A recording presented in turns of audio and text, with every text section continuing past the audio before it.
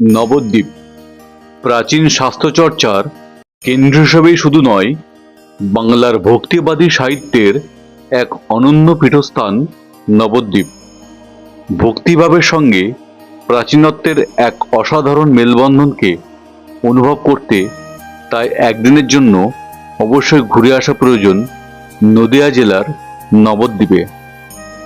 এই নবদ্বীপ ধাম, যেটা একটা ঐতিহ্যপূর্ণ শহর, শুধু তাই নয়, চৈতন্য মহাপ্রভুর লীলাক্ষেত্র। নবদ্বীপের বিশেষ বিশেষ দ্রষ্টব্য স্থানগুলো আমি আজ ঘুরে দেখব এবং আপনাদেরও ঘুরে দেখাবো।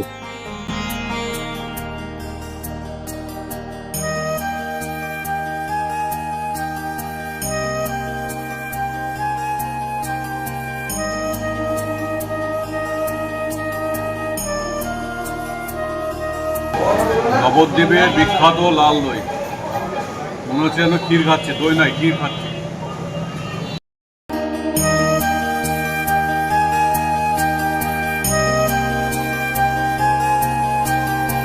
নবদ্বীপের বিভিন্ন জায়গায় ঘুরতে ঘুরতে বিভিন্ন সময় নবদ্বীপের বিভিন্ন ইতিহাস এবং বিভিন্ন ঐতিহ্য সংস্কৃতি, সেগুলো তুলে ধরবো আজকের এই ভিডিওতে।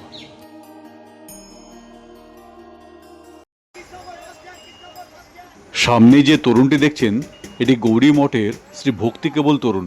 এর সামনে রয়েছে নবদ্বীপ ঘাট বা স্বরূপগঞ্জ ঘাট। যারা কৃষ্ণনগর হয়ে এখানে আসবেন তারা বাসে বা অটোতে চেপে এখানে আসতে পারবেন। বাস ভাড়া পড়বে মাথাপিছু 15 টাকা এবং অটো ভাড়া মাথাপিছু 30 টাকা। এটি হচ্ছে স্বরূপগঞ্জ ফেরিঘাট। যারা কৃষ্ণনগর হয়ে এখানে আসবেন তারা ফেরির টিকিট করে গঙ্গা পার হয়ে খুব সহজেই নবদ্বীপ শহরে পৌঁছে যেতে পারবেন।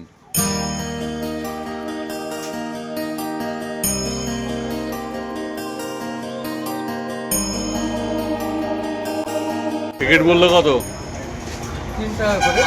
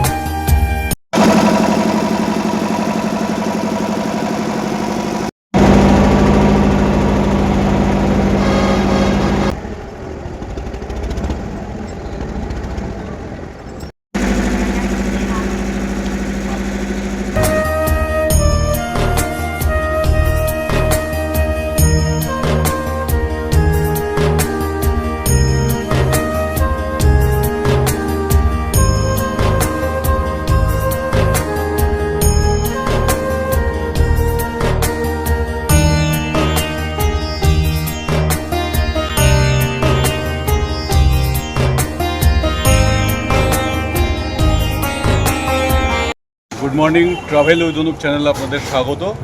আজ আমি এসেছি একদিনের জন্য নবদ্বীপ ভ্রমণে। আজ আমি কৃষ্ণনগর হয়ে নবদ্বীপ এসেছি। এই সেই নবদ্বীপ ধাম, যেটা কিনা ঐতিহ্যপূর্ণ একটি শহর এবং শুধু তাই নয়, সেই সঙ্গে চৈতন্য মহাপ্রভুর লীলাক্ষেত্র। আজ আমি কৃষ্ণনগর হয়ে নবদ্বীপ এসেছি। কৃষ্ণনগর স্টেশনের বাইরে থেকে অটো ধরে নবদ্বীপ ঘাট এসে পৌঁছেছি। সেখান থেকে নবদ্বীপ ঘাট থেকে নৌকা করে গঙ্গা পার হয়ে নবদ্বীপ শহরে এসেছি। এখান থেকে এবার একটি টোটো রিজার্ভ করে নবদ্বীপ শহরের বিশেষ বিশেষ জায়গাগুলো ঘুরে দেখব এবং আপনাদেরও দেখাবো। নবদ্বীপে পৌঁছেই আপনি এরকম একটি টোটো স্ট্যান্ড দেখতে পাবেন, যেখান থেকে একটি টোটো রিজার্ভ করে পুরো নবদ্বীপ শহরটা আপনি ঘুরে দেখতে পারেন। রিজার্ভ টোটো ভাড়া পড়বে প্রায় 400 টাকা, তবে একটু দাম দর করে নেবেন। আজকের এই ভ্রমণে আমার সফরসঙ্গী রাজেশ চক্রবর্তী। নবদ্বীপ ঘাট থেকে একটা টোটো নিয়ে নবদ্বীপের বিশেষ বিশেষ জায়গাগুলো আমরা আজকে ঘুরবো। আমি এখন চলে এসেছি মহাপ্রভু শ্রীমন্দিরের সামনে। ভেতরে গিয়ে আমরা সোনার গৌরাঙ্গ দর্শন করব। এই সোনার গৌরাঙ্গ নবদ্বীপের অন্যতম আকর্ষণীয় একটি স্থান। নবদ্বীপে আসলে অবশ্যই সোনার গৌরাঙ্গ দর্শন করবেন। এখানে প্রবেশ করলে জনপ্রতি 10 টাকা প্রণামী হিসেবে দিতে হবে।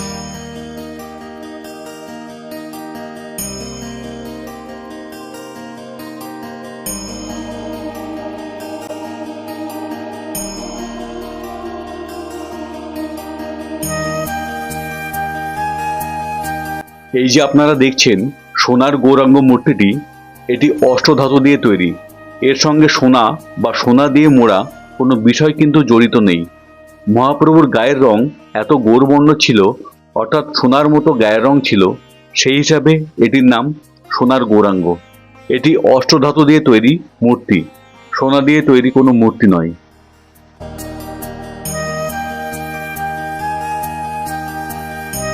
সোনার গৌরাঙ্গ মন্দিরের খুব কাছেই রয়েছে ওই একই রাস্তাতে সমাজবাড়ি আশ্রম, যেটি নবদ্বীপের আরেকটি উল্লেখযোগ্য পৃষ্ঠপ্রস্থান।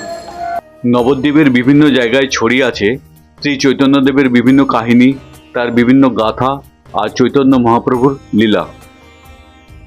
সোনার গৌরাঙ্গ দেখে নিয়ে এই একই রাস্তা ধরে কিছুটা এগিয়ে গেলেই সামনেই পড়বে সমাজবাড়ি আশ্রম। এই সমাজবাড়ি আশ্রম প্রতিষ্ঠা করেন রাধারমণ চরণ দাস বাবাজি। এখানে ওনার মূর্তি রয়েছে, ওনার সমাধিস্থল রয়েছে। এখানে যদি 12টার মধ্যে আপনি আসতে পারেন তাহলে এখানে ভোগ খেতে পারবেন।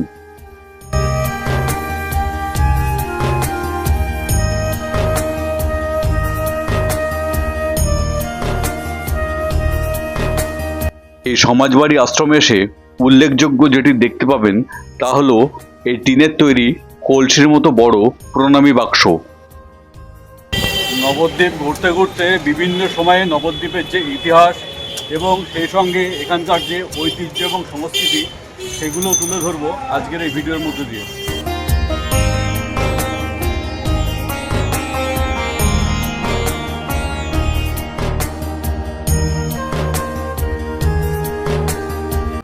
চলে এসেছি ধামেশ্বর মহাপ্রভুর মন্দিরে, যেখানে প্রবেশ মূল্য জনপ্রতি 5 টাকা।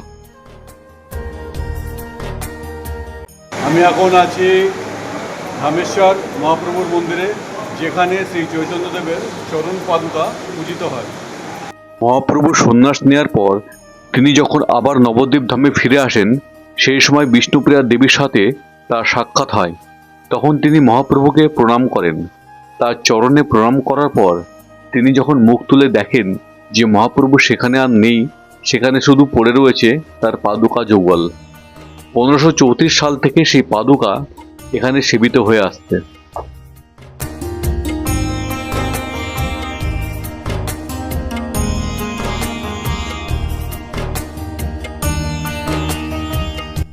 পৌঁছে গেছি নবদ্বীপের আরও একটি উল্লেখযোগ্য স্থান নরহরি ধামে। এখানে প্রবেশ মূল্য জনপ্রতি 10 টাকা। এখানে রয়েছে পৃথিবীর সর্বোচ্চ 60 ফুট উঁচু গৌরাঙ্গর মূর্তি।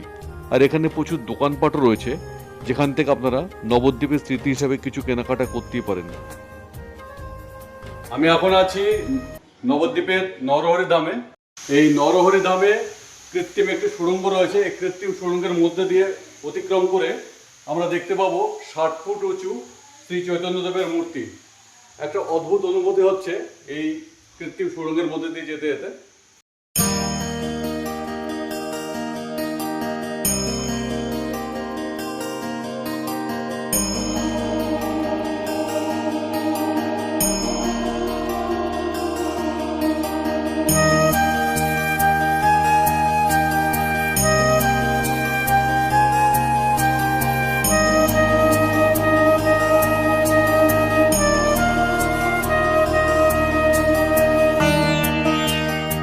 শ্রীকৃষ্ণের বিভিন্ন লীলা এবং মহাপ্রভুর বিভিন্ন লীলা এখানে ফুটিয়ে তোলা হয়েছে। সুন্দর একটি বাগান এবং তার মাঝে মাঝে মূর্তি, ভীষণ সুন্দর একটি পরিবেশ।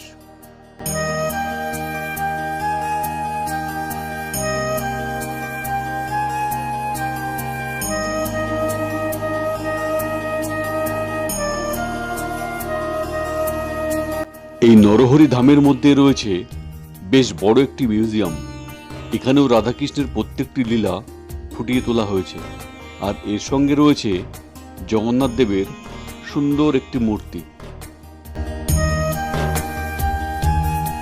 এই নরহরি ধামে কিন্তু মাত্র 70 টাকার বিনিময়ে ভোগ প্রসাদ গ্রহণ করতে পারবেন।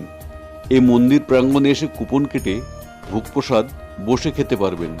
এছাড়াও স্বল্প মূল্যের বিনিময়ে এখানে থাকার ব্যবস্থাও রয়েছে।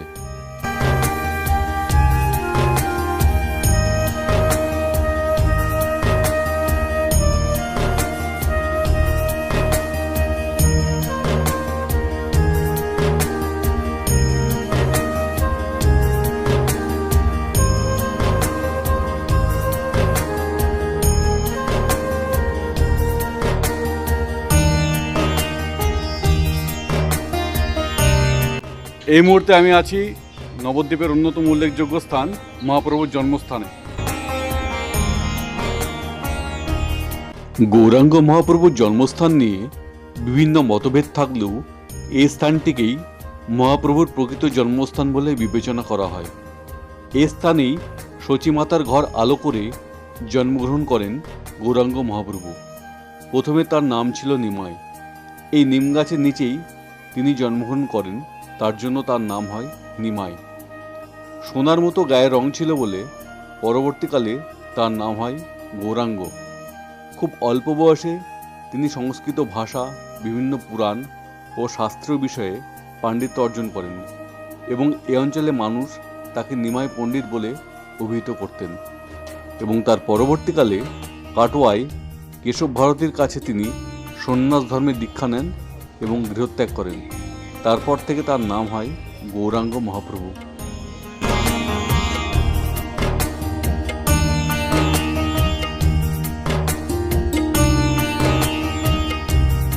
চলে এসেছি নবদ্বীপের আরও একটি উল্লেখযোগ্য দ্রষ্টব্য রাধারানী মন্দিরে।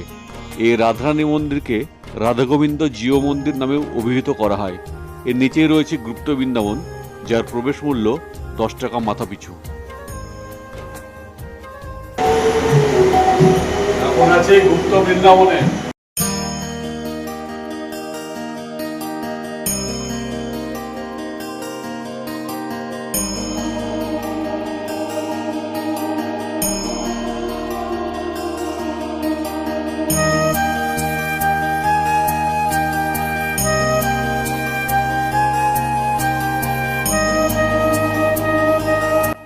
আমি এখন আছি নবদ্বীপের পোড়ামাতলায়।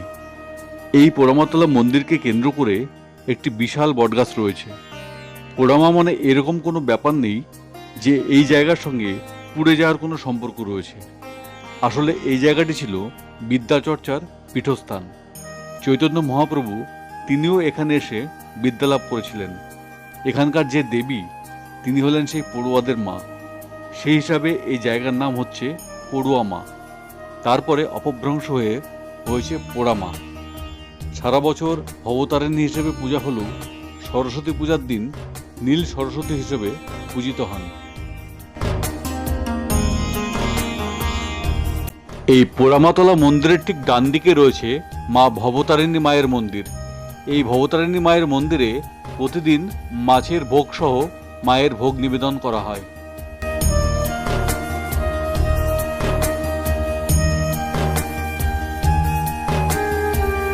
নবদ্বীপের সবথেকে জমজমাট এলাকা এই পোড়ামাতলা। নবদ্বীপে ঘুরতে এলে সবাই এই পোড়ামাতলায় পুজো দিয়ে থাকেন।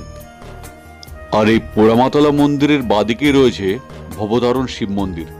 এই ভবতারণ শিব মন্দিরে যে শিবলিঙ্গটি প্রতিষ্ঠিত রয়েছে, এই শিবলিঙ্গটি প্রকৃতপক্ষে প্রতিষ্ঠা করেছিলেন রাজা রুদ্র রায় 1685 থেকে 1694 সালের মধ্যে।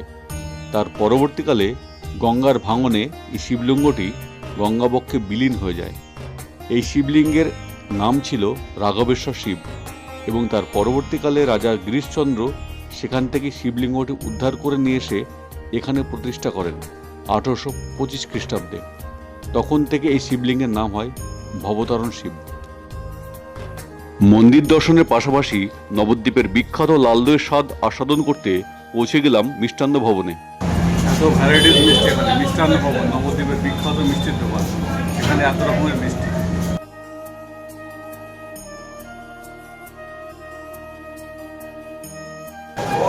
নবদ্বীপের বিখ্যাত লাল দই। মনে হচ্ছে যেন ক্ষীর খাচ্ছে, দই নয় ক্ষীর খাচ্ছে। আরও খুব ভালো, মিষ্টিটা কম।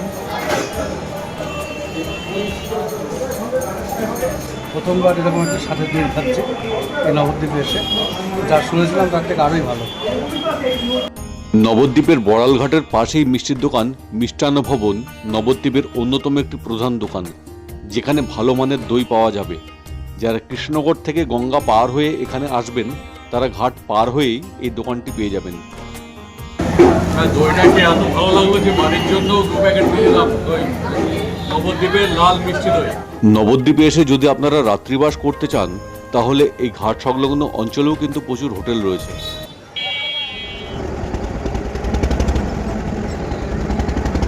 আজকের ভিডিওটি এ পর্যন্তই। খুব শীঘ্রই আরও একটি নতুন ভিডিও নিয়ে আপনাদের সামনে উপস্থিত হব। আর আজকের ভিডিওটি যদি ভালো লেগে থাকে তাহলে অবশ্যই শেয়ার এবং সাবস্ক্রাইব করার অনুরোধ রইল। ধন্যবাদ।